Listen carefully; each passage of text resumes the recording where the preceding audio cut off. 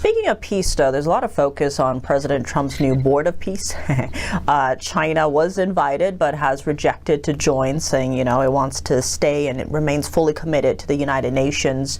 What do you make of the Board of Peace and what message that is sending to China? Well, at some point, one has to actually respond to things President Trump suggests or starts doing and say, well, it's never been tried before. Let's see how it works. I think it is a reaction to sort of the inability of the United Nations to really accomplish much. The United Nations has been working on Gaza for decades, and how well has it done? And that, I think, was the original purpose of the Board of Peace, was to come up with a way to really develop Gaza and deal with this problem that has only gotten worse over the years, hasn't gotten better. And you bring in people with money, people with some ideas, business people, and see if you can actually create some economic prosperity as a way to defuse these rather deep-seated animosities. Now, how it's actually going to work in practice, hard to say, but since Marco Rubio's involved, I suspect it has a fighting chance. But it is something that has just gotten, I'd say, people who are used to everything that's been done for the last 70, 80 years as the only way to do it, it's really got their hair on fire.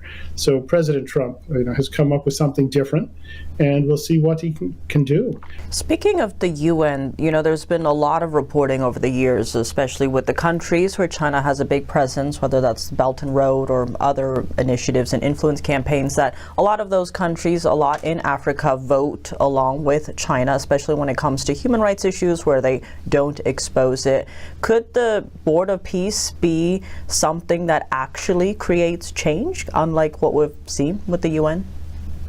Well, you never know. The UN has simply gotten so ridiculous. When you have, countries like Iran, for example, China on the Human Rights Commission, and you do have to ask yourself, well, what has it produced? What is this class of people? What have these organizations produced? And it's not a very good scorecard.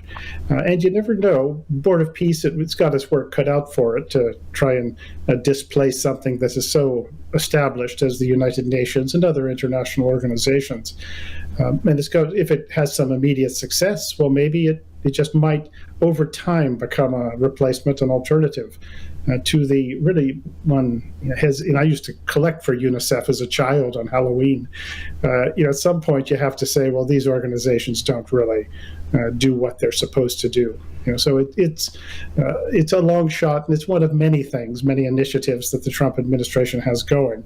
But one never knows. But as I said, you've seen so many things come out of this White House that everyone thinks are impossible, and then something happens.